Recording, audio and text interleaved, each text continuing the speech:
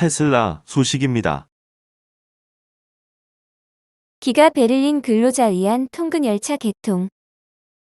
테슬라가 기가팩토리 베를린의 직원용 통근 열차를 개통했다.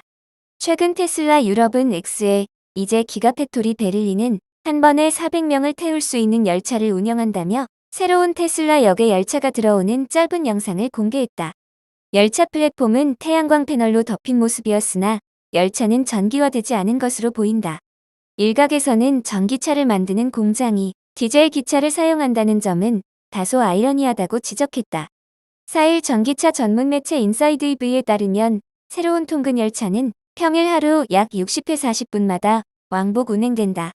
기가팩토리 베를린 직원 및 현지 주민 모두에게 무료로 제공되며 팡슐로이제역과 기가팩토리 사이를 거친다.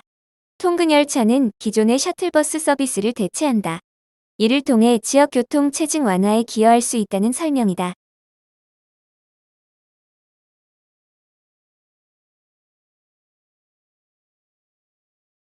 애플 소식입니다. 애플카 아퓨리에 적용되는 증강현실 기술 특허 출원. 애플이 증강현실 기능을 갖춘 윈드실드 특허를 미국 특허청에 출원한 가운데 애플카 출시에 대한 기대감이 다시 올라오고 있다. 애플카에 필요한 기술이나 옵션을 탄탄하게 준비하는 모양새이다. 지난달 29일 미국 자동차 매체인 더 드라이브는 애플이 미국 특허청에 해당 특허가 제출된 사실을 보도하면서 이것이 계속 진행된 계획이라고 강조했다. 특히 해당 출원이 2015년까지 거슬러 올라가는 다양한 이전 특허 출원을 참조한 분할 출원이라고 설명했다. 애플의 해당 특허가 가진 특징은 포괄적인 3차원 이미지 생성이다. 애플 특허 문서에서는 가시광선 카메라, 적외선 카메라, 레이더 같은 다양한 센서를 이용해 자동차 바깥 세계의 3D 모델을 만들 수 있다고 밝혔다.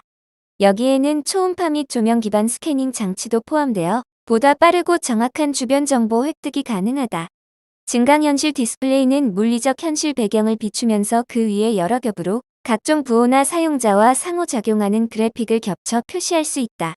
간단한 예로 운전자가 따라갈 수 있도록 옆길을 가리키는 부동화살표를 표시하는 내비게이션 시스템이 있다. 과속할 경우에는 앞 유리에 시뮬레이션된 과속 방지턱이 표시될 수도 있다. 이런 표시는 운전자가 자동차 속도를 늦추도록 권장한다. 이런 표시 효과를 완성하기 위해 증강현실 시스템은 자동차의 액티브 서스펜션과 함께 작동하여 원하는 대로 과속 방지턱이나 럼블 스트립을 통과하는 인위적인 느낌까지 만들 수 있다. 다만 특허만으로 이 기술이 실제 어떻게 작동하게 될지 완벽히 추정하기는 어렵다. 현재는 앞유리 하단에 작은 헤드업 디스플레이를 투사하는 기술 수준 정도만 가능하다. 앞 유리 전체가 좋은 품질의 증강현실 디스플레이로 바뀔 수 있는지, 그것이 생산 비용을 과도하게 올리거나 불량률을 높일 수 있는지에 대한 의문이 존재한다. 앞 유리에 보여주는 다양한 정보들이 오히려 운전자의 주의를 산만하게 만들 수 있다는 지적도 있다. 애플은 애플카에 2024년 말까지 각종 기능을 장착한 후 2025년 광범위한 테스트를 할 계획이다. 하지만 계획을 바꿔 완전 자율주행차 기능을 포기했으며 운전석이 있는 전통적인 형태로 2026년 출시 예정인 것으로 알려졌다. 마이크로소프트 소식입니다. B는 구글만 못해. MS의 자기 비하. 왜? 미국 빅테크들이 자사 플랫폼 서비스의 시장 영향력을 과소평가하는 데 집중하고 있다. 유럽연합이 빅테크의 독점적 지위 남용을 막기 위해 제정한 디지털 시장법의 규제 대상 명단에서 빠져나오기 위해서다. EU 집행위원회는 오는 6일 디지털 시장법상의 게이트키퍼 명단을 확정할 예정이다. 디지털 시장법은 소비자와 판매자를 중개하는 관문 역할을 하는 대형 플랫폼 기업이 독점적 지위를 활용한 영업 활동을 하는 것을 방지하기 위해 EU가 제정한 법안이다.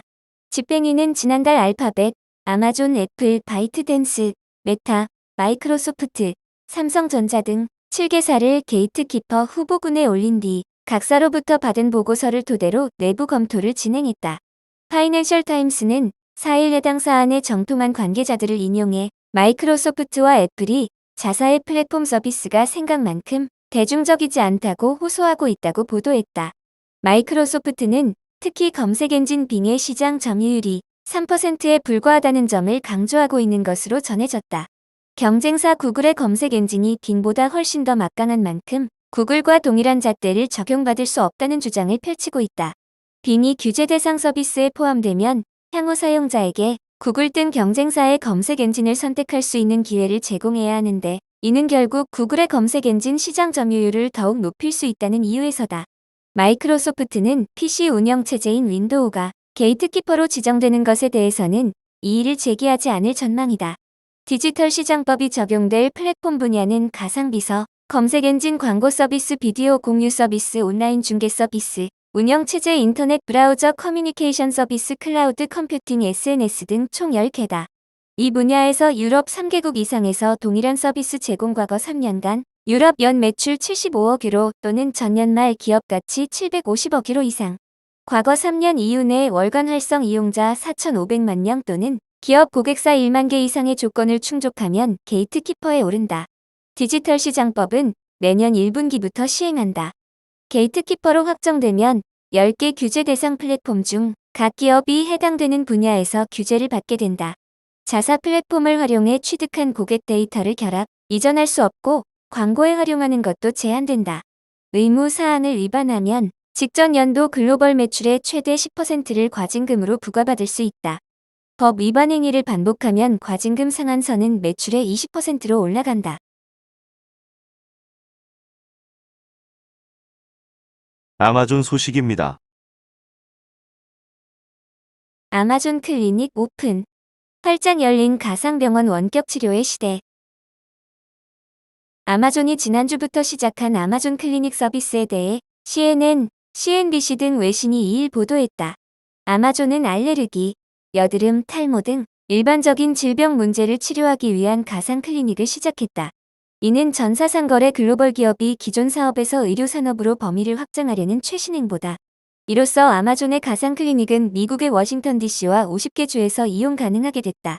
지난해 11월에 출시된 아마존 클리닉은 사용자가 아마존 웹사이트 및 모바일 앱에서 직접 제3자, 의료 서비스 제공업체의 연중무휴 24시간 액세스할 수 있는 서비스를 제공한다. 이 서비스를 통해 아마존 사용자는 결막염, 요로 감염, 탈모, 알레르기, 여드름 등 수십 가지 일반적인 질환에 대한 원격 의료 치료를 받을 수 있다. 미국 50개 중 34개 주에서는 사용자가 메시지 기반 상담이 가능하며 여기에 더해 영상 방문도 지원받을 수 있다. 현재 아마존 클리닉은 보험을 적용하고 있지는 않지만 임상의가 처방한 약품은 보험 혜택을 받을 수 있다. 기업은 가상 서비스를 통해 영상 방문 비용 등을 사전에 알 수 있도록 했다. 사용자는 가상 클리닉 이용을 위해 자신의 건강 상태를 체크한 다음 면허가 있고 자격을 갖춘 원격 의료 서비스 제공자 목록 중 선호하는 제공자를 선택할 수 있다. 이후 사용자는 설문지를 작성하고 메시지 기반 포털을 통해 의사와 연결되며 초기 상담 후 의사는 치료 계획과 필요한 처방전을 사용자가 선호하는 약국으로 보내는 시스템이다. 아마존의 헬스케어 분야 진출은 미국 내 CVS, 월그린, 월마트 등 다른 소매 업체들도 비슷한 움직임을 보이면서 이뤄졌다. 특히 이러한 가상 클리닉 서비스는 미국에서 의료비가 급증하고 일상적인 문제로 의사를 방문하는 것이 거의 불가능해짐에 따라 시작됐다. 현재 일상적인 병원 진료를 목적으로 미국 내 전국적으로 늘어나고 있는 긴급 진료 클리닉은 가상 클리닉 서비스와 경쟁하게 될 것으로 보인다. 미국의 원격 의료 서비스는 팬데믹 기간 동안 스타트업의 도전으로 성장한 분야 중 하나로 아마존은 이러한 추세를 타고 최근 몇 년 동안 의료 부문에서 점차 입지를 넓혀왔다. 아마존은 2018년 온라인 약국인 필팩을 인수했으며 2020년에 기업의 자체 디지털 약국인 아마존 파머시를 출시했다. 특히 아마존은 올해 초 의료 서비스 제공업체인 원메디컬을 $39억 달러에 인수하면서 주목받았다.